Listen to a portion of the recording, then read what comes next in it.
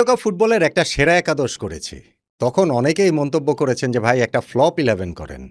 আচ্ছা ঠিক আছে, তথাস্তু। করলাম না হয় ফ্লপ একাদশ। এবারের বিশ্বকাপে যারা খেলেছে তাদের মধ্যে সবচেয়ে খারাপ খেলা ১১ জন না।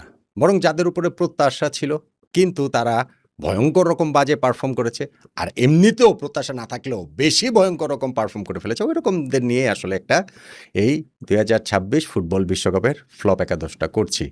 সেরা একাদশ যখন করা যায় তখন ফ্লপ একাদশও তো করতেই পারি নাকি? ফ্লপ একাদশের গোলকিপার উরুগুয়ের ফের্নান্ডো মুসলেরা।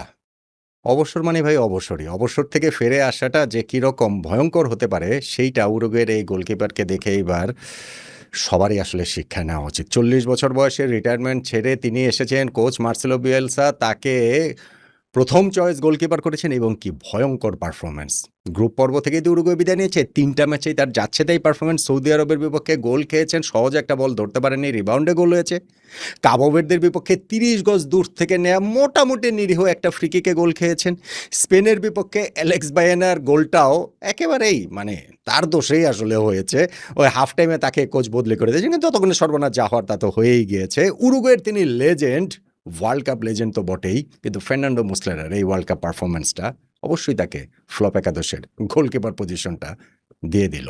রাইট ব্যাক জার্মানির জোশুয়া কিমিখ এই সিজনটাতে বায়ার্ন মিউনিখের হয়ে পুরো মৌসুমে একটা মাত্র ম্যাচ তিনি রাইট ব্যাকে খেলেছেন, কিন্তু জার্মানির কোচ নাগেলসম্যান তাকে ওয়ার্ল্ড কাপে রাইট ব্যাকে খেলালেন ডিফেন্সিভ মিডফিল্ডের পজিশন বাদ দিয়ে। তাতে করে হয়েছে যে জার্মানির মিডফিল্ড যেমন দুর্বল হয়েছে, রাইট ব্যাকও দুর্বল হয়েছে এবং তার পারফরমেন্স মোটেই আপ টু দ্য মার্ক ছিল না। হ্যাঁ, ব্রাজিলের দানিলো যাচ্ছে তাই পারফর্ম করেছেন এই পজিশনটাতে, কিন্তু জোশুয়া কিমিখ তার যেই মানে রেপুটেশন এবং জার্মানির যে এলিমিনেশন সবকিছু মিলিয়ে তাকে, ফ্রান্সের থিও হার্নান্দেজও যথেষ্ট বাজে, কিন্তু লুকাস দিনিয়ে স্পেশালি আপনি যদি চিন্তা করেন ফ্রান্স যে এলিমিনেট হয়ে গেল স্পেনের বিপক্ষে ম্যাচটাতে, এবং সেই ম্যাচটাতে তার কীরকম জঘন্য পারফরমেন্স ছিল, সেই পারফরমেন্সই একটা মানে হয় কি আপনি এরকম ওয়ার্ল্ড কাপের মধ্যে স্টেজে একটা ম্যাচের একটা পারফরমেন্সই আপনাকে যেমন হিরো করে ফেলতে পারে, একটা পারফরমেন্সই আপনাকে ভিলেন করে ফেলতে পারে।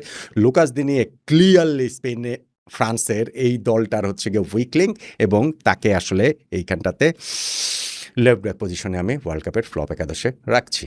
এবার সেন্টার ব্যাক পেয়ার, সেন্টার ব্যাকের যে দুইজন, সেই দুইজনের মধ্যে একজন আমার কাছে ব্রাজিলের গ্যাব্রিয়েল, বিগ রেপুটেশন, আর্সেনালের হয়ে এই সিজন কি দুর্দান্ত খেলেছেন, কিন্তু নরওয়ের বিপক্ষে সেই ম্যাচের কথা ভাবেন, তাকে নিয়ে কি ছেলে খেলাটা করেছে আর্লিং হ্যালান্ড সেটা ভাবেন।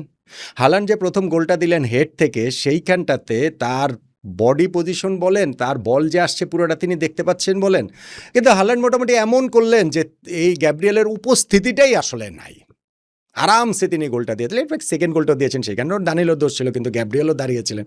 ফলে ক্লাব ফুটবলে যতই দুর্দান্ত পারফরম্যান্স হোক না কেন, গ্যাব্রিয়েলের ব্রাজিলের জার্সি গায়ে এই ওয়ার্ল্ড কাপ পারফরমেন্স, স্পেশালি যেই ম্যাচ থেকে ব্রাজিল আউট হয়ে গেছে সেই ম্যাচের পারফরমেন্স ফ্লপ একাদশে গ্যাব্রিয়েলকে অবশ্যই জায়গা করে দিচ্ছে আমার কাছে অন্তত। সেন্টার ব্যাকের আরেকটা পজিশনে আমি রাখছি খালিদো কুলাবালিকে, সেনেগালের। কি ভয়ঙ্কর সেন্টার ব্যাক তিনি ছিলেন কয়েক সিজন আগেও, এবং তিনি একটা বিস্ট ছিলেন, একেবারে পাহাড়ের মতো ছিলেন, কিন্তু এই ওয়ার্ল্ড কাপে তার যে পারফরমেন্স ফ্রান্স এবং নরওয়ের বিপক্ষে যে সেনেগাল ৩-২ গোলের চেয়ে ৩টা গোলেই খালিদো কুলাবালির কোথাও না কোথাও গিয়ে কোট আনকোট তার অবদান ছিল। ফলে পরবর্তী ম্যাচগুলোতে তাকে আর খেলানো হয়নি। খালিদো কুলাবালি তার এরকম ইউরোপের one of the most feared centre back, তার যে পতনটা, বয়স হয়ে গেছে ৩৫ বছর, সেটাও স্পষ্টত বোঝা গেছে। আমি খালিদো কুলাবালিকে এই সেন্টার ব্যাক পেয়ারে রাখছি ব্রাজিলের গ্যাব্রিয়েলের সঙ্গে। এরপর তিনজন মিডফিল্ডার, আমি 4-3-3-তে খেলেছি। ৩ মিডফিল্ডারের মধ্যে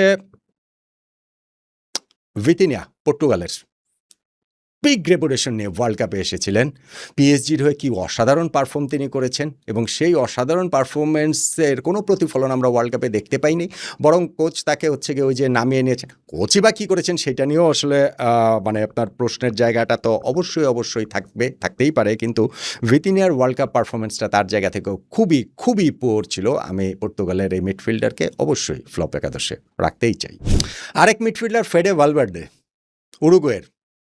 রিয়াল মাদ্রিদের হয়ে তিনি যে দুর্দান্ত পারফর্ম করছেন কনসিস্টেন্টলি বছরের পর বছর ধরে, কিন্তু উরুগুয়ের জার্সি গায়ে এই ওয়ার্ল্ড কাপে উরুগুয়ে গ্রুপ পর্ব থেকে বাদ হয়েছে। সেই ম্যাচগুলোতে ওইরকম একটা পারফরমেন্স, একটা ক্লাচ পারফরমেন্স দিয়ে যে দলকে তিনি উদ্ধার করবেন ওইরকম কোনো কিছু ফেডে ভালভার্দের খেলাতে দেখা যায়। ইনফ্যাক্ট পুরো উরুগুয়ের দলটাই ডিসজয়েন্টেড ছিল, বাট স্টিল তারপরেও যেহেতু বিগ নেম, বিগ রেপুটেশন, সব কিছু মিলে ফেডে ভালভার্দেকে আমি এই ফ্লপ একাদশটাতে রাখতে চাই।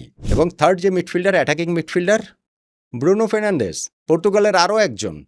পর্তুগালের মানে ৩ জন মিডফিল্ডার রেখেছি, তার মধ্যে ২ জন, অথচ এইবার বিশ্বকাপে পর্তুগাল খেলতে এসেছিল ওয়ার্ল্ড কাপের সেরা মিডফিল্ড নিয়ে কাগজে কলমে। ফলে তারা যখন এইভাবে দল ব্যর্থ হয়েছে, মিডফিল্ডারদের সেরা মানে ফ্লপ একাদশে তো অবশ্যই রাখতে হবে। সেই কারণে ব্রুনো ফার্নান্ডেসকে আমি রাখছি। ম্যানচেস্টার ইউনাইটেডের এই সিজনটা তার রেকর্ড ব্রেকিং ছিল, প্রিমিয়ার লিগের হিস্ট্রিতে সবচেয়ে বেশি তিনি অ্যাসিস্ট করেছেন, কিন্তু পর্তুগালের হয়ে এই ওয়ার্ল্ড কাপে তিনি তার নিজের সামর্থ্যের প্রতিভার ছিটে ফোটাও দেখাতে পারেন না। আমি বলবো যে 30%ও আসলে দেখাতে পারে না। অবশ্যই এখানটাতে ক্রিস্টিয়ানো রোনালদোর সঙ্গে ঝামেলা আছে কিনা, পুরো পর্তুগাল টিমটাতে কি ঝামেলা ছিল সেগুলোর প্রভাব তো আছে, কিন্তু ব্রুনোর পারফরমেন্সটাও আসলে খুবই হতাশাজনক। আমি তাকে এইখানটাতে এই ফ্লপ একাদশে মিডফিল্ডার নাম্বার 10 সেই পজিশনটাতে অবশ্যই রাখতে চাই। এইবার 3 ফরওয়ার্ডের মধ্যে আমি এক সাইডে রাখছি জার্মানির লেরয় সানেকে। মানে এগুলো তার পজিশন ওরকম না, কিন্তু তারপরে যদি আমি বলি লেরয় সানে একসময় কি অসাধারণ ফুটবলার ছিলেন, কিন্তু এখন সানের এই অবস্থা দেখে আসলে খারাপই লাগে। তার কোথায় গেল সেই পেস, কোথায় গেল তার সেই ট্রিকারি? জার্মানির এইবারের ডাউনফল আর জার্মানি তো কয়েকটা ওয়ার্ল্ড কাপ ধরেই এই অবস্থাই তাদের চলছে। সেইখানটাতে আমার মনে হয় লেরয় সানে, আমি আসলে ফ্লোরিয়ান ভির্টসকেও রাখতে পারতাম, কিন্তু লেরয় সানেকেই আমি আসলে রাখলাম। তার অবস্থাটা বেশি আসলে খারাপ। ফরওয়ার্ডের সেকেন্ড পজিশনটা ব্রাজিলের নেইমারের। একমত হবেন না অনেকেই, কিন্তু আমাকে বলেন তো এই ওয়ার্ল্ড কাপে আসলে নেইমার ব্রাজিলকে কি কন্ট্রিবিউট করেছেন? পারেননি। তার ইনজুরির জন্য পারেননি, ফিটনেসের জন্য পারেননি, শারীরিক সমস্যার জন্য পারেননি, কিন্তু তিনি এন্ড রেজাল্ট হচ্ছে গিয়ে পারেননি। ব্রাজিল এইবারের বিশ্বকাপটা যে খেলেছে সেখানে প্রথম 2টা ম্যাচে নেইমার খেলেনি, খেলার মতো অবস্থাতে ছিলেন না। থার্ড ম্যাচে গ্রুপের স্কটল্যান্ডের বিপক্ষে তাকে 76তম মিনিটে সময় নামানো হয়েছে। ঠিক আছে, খেলেছেন, কিন্তু তো ওই ম্যাচটাতে বা পরের অংশটাতে এমন কোনো কন্ট্রিবিউট তিনি করেন নাই। নকআউট পর্বে গিয়ে রাউন্ড অফ 32তে জাপানের বিপক্ষে ম্যাচে কোচ কার্লো অ্যানচেলোত্তি নেইমারকে নামানেনি। হ্যাঁ, নামানের মতো অবস্থা ছিল না, কিন্তু নামাননি যে সেই সত্যটাও তাতে মিথ্যা হচ্ছে না। আবার যেই ম্যাচটাতে হেরে ব্রাজিল বিদায় নিয়ে নিল রাউন্ড অফ 16-এ নরওয়ের বিপক্ষে, সেইখানে 67তম মিনিটে ইনফ্যাক্ট তাকে যে নামানো হয়েছে, সেখানটাতে লাস্টে গিয়ে তিনি পেনাল্টি থেকে একটা গোল দিয়েছেন, কিন্তু সত্যিকার অর্থে খুব একটা কন্ট্রিবিউশনের জায়গা কি আর ছিল? ব্রাজিলকে কি তিনি ম্যাচে ফেরাতে পেরেছেন? বরং তিনি নামার পর ব্রাজিলের টিমটা কি আসলে ইমব্যালেন্স হয়ে গিয়েছিল কিনা, এবং সেইখান থেকেই তো এরপরেই ব্রাজিল 2টা গোল খেয়েছে, সেই জন্য ব্যাপক আলোচনার জায়গা আছে। আচ্ছা ঠিক আছে, সেটাকে আমি একপাশে সরিয়ে রাখিও যদি বলি, তাহলেও এই ওয়ার্ল্ড কাপে 2টা ম্যাচে নেইমার বদলি হিসেবে মাঠে নেমেছেন। মোটামুটি 50 মিনিটের মতো তিনি খেলেছেন, এমন কোনো কন্ট্রিবিউট তিনি করেন নাই। বরং ধরেন চেলসির জোয়াও পেদ্রোকে নিলে ভালো হতো কিনা, আমি কিন্তু বলছি না ভালো হতো, আমি মনে করি নেইমারকে নিয়েছেন সেটা খুবই ভালো, কিন্তু এন্ড অফ দ্য ডে যে কন্ট্রিবিউট তো আসলে ব্রাজিলের হয়ে তিনি করতে পারেননি। ফলে কিংবদন্তির যে বিদায় ব্রাজিলের জার্সিতে, মনে হয় আর খেলবেন না, সেইখানে তাকে এই ওয়ার্ল্ড কাপের ফ্লপ একাদশে আমি আসলে রাখছি। আমি জানি অনেকে একমত হবেন না, কিন্তু আমি রাখছি। এবং ফ্লপ একাদশের শেষ জায়গাটা সেন্টার ফরওয়ার্ড নাম্বার 9, সবাই একমত হবেন, ক্রিস্টিয়ানো রোনালদো। কি করেছেন তিনি এই বিশ্বকাপে? 3টা গোল করেছেন, একমাত্র খেলোয়াড় সে 6টা বিশ্বকাপে গোল করেছেন।